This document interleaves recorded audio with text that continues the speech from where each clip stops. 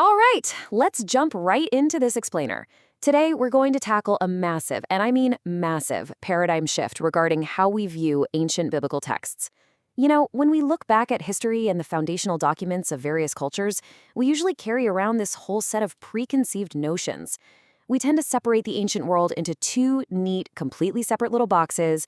There's the spiritual realm, and then there's the physical realm. But the framework we are looking at today completely shatters that division.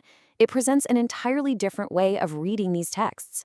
We're not looking at them as abstract theology, but as a highly practical, nuts and bolts blueprint for living. And honestly, this is exactly the kind of simple, logical lifestyle we're going to explore today. A lifestyle you can actually start practicing right now using tools like the free preparingyou.app. But before we really get going, I've got a question for you. When you think about these ancient texts, how much of the content do you assume is just ethereal, abstract, or purely mystical? For most of us, the immediate assumption is that it's almost entirely spiritual, right? We think it's mostly focused on the next life, unseen realms, or deep metaphysical concepts. We rarely open it up expecting to find a rigorous logical manual for civic organization and decentralized living. But the truth is, our modern expectations are wildly misaligned with what's actually written in these documents. Well, you might be absolutely shocked to learn that a staggering 80 to 90% of these texts are actually highly practical, logical instructions for organizing society. Just think about that number for a second, 80 to 90%. We aren't talking about a few helpful little proverbs sprinkled in among mystical visions. We are talking about the vast, overwhelming majority of the text functioning as down-to-earth guidance for righteous government, family structure, economy, and justice. It totally reframes the text as an instruction manual for how people can actually live together in liberty. To really wrap our heads around that 80 to 90% figure, we've got to systematically dismantle some of our modern assumptions and reevaluate the ancient rituals themselves. Over the centuries, certain words and practices have been shrouded in this thick kind of religious mystique. But if we strip away that ethereal mare, we uncover the concrete societal functions operating right beneath the surface. Let's look at a few specific examples to see how this works. Let's take tithing as our first example. Today, people hear the word and often view it as a mystical ceremony, a sort of spiritual tax paid into a massive religious institution. But in reality, it was originally a highly decentralized system of practical provision. Tithing was specifically designed to support local ministers who were serving small communities of just 10 families. That's it. It was a grassroots method of ensuring local leaders had the actual resources to manage local affairs and charity. It's the exact kind of local neighbor-to-neighbor connection that platforms like preparingyou.app are designed to help you rebuild today, keeping power and resources highly decentralized. Okay, similarly, let's look at the concept of burnt offerings. Now, I know when modern readers see the phrase burnt offering, they usually picture something incredibly ancient, ritualistic, and frankly entirely disconnected from our daily economics. However, this is actually presented not as a bloody ritual for its own sake, but as a really beautiful metaphor for a free will contribution. The core meaning of this phrase was actually about giving something up entirely for the benefit of the community. It represented a free will offering where the giver completely surrendered their personal claim to the resource, turning it into a voluntary contribution for the societal safety net. And this one is fascinating. It is so easy to read about an altar of unhewn stones and think, okay, we're just getting a history lesson in ancient masonry. But if we look just a bit deeper, this is actually a profound metaphor for social organization. The word unhewn literally means untouched by the chisel. It means unregulated, unmanaged. It represents a system of choosing trusted, natural leaders from within the community to receive and distribute the people's charity. It's an explicit, deliberate rejection of a top-down, heavily regulated and chiseled hierarchy in favor of natural, organic community trust. So when you put all this together, you realize these decoded rituals actually form the bedrock of a much, much broader societal framework.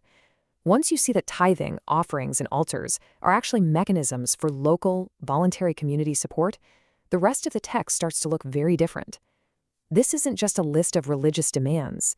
It's a cohesive blueprint for a free order. It is a system specifically designed to govern a people without ever relying on a centralized, coercive state. Even the most famous commandments we all know serve as concrete, logical instructions for maintaining this free society without relying on centralized force. Take don't covet, for instance. That is fundamentally about respecting private property and not weaponizing the government to legally take your neighbor's wealth. What about not making agreements with other gods? Well, in this context, it means not signing contracts with foreign, coercive systems of government. Loving your neighbor and caring for the widow and orphan aren't just nice, warm sentiments. They are the absolutely necessary, voluntary social safety nets that must exist so the society doesn't have to surrender its liberty to a centralized authority to handle its welfare. Now, this naturally brings us to a pretty provocative redefinition of a highly charged word, religion. Think about it. If the vast majority of this text is actually about civil organization, economics, and voluntary community care, then what exactly is religion? The true definition here completely bypasses our modern institutional understanding, and it turns out to be highly specific and fundamentally practical. We're talking about pure religion, being strictly defined as voluntary charity. And, here is the kicker, actively avoiding systems of compelled, state-driven welfare. It breaks down into two distinct parts. First, you have the active, voluntary care for the most vulnerable, which means visiting the fatherless and widows in their affliction. Second, keeping unspotted from the world. And what does that mean here? It literally means keeping yourself free from the world's systems of compelled welfare. It's drawing a hard, bright line between a society that cares for its own through voluntary love and charity and a society that forces its citizens to provide welfare through coercive taxation. So where does this spiritual stuff fit into all this? Well, in this framework, the spiritual aspect simply means recognizing that God's practical ways actually work, and that virtue, charity, and faith are the absolute bedrock of a just order. If 90% is practical, that remaining 10% isn't about escaping reality. It's about building the internal character required to make the practical system function at all. You literally cannot have a decentralized, free society without a population that is highly virtuous, highly charitable, and work for liberty. Ultimately, the whole thing really boils down to this quote. The text isn't a book of mysticism. It's a blueprint for how a people can live under God rather than under the heavy hand of men. It is presenting a stark choice between two completely different systems of governance, a network of voluntary charity, local trust, and personal responsibility on one hand, or a centralized system of compelled welfare and coercive control on the other. This practical blueprint is exclusively teaching us how to achieve the former and completely avoid the latter. I want to leave you with a final thought to ponder today. If we view these ancient texts as practical blueprints rather than ethereal mysticism, how does that fundamentally change our understanding of human history? And even more importantly, how does it change our view of our own communities today? Does it shift your perspective on what true charity looks like, or how a truly free society might actually have to operate? It's a fascinating paradigm shift for sure. If you want to dive deeper into this and actually apply these concepts, I want to remind you to sign up to the free app at preparingyou.app that will help you prepare to better seek God's kingdom.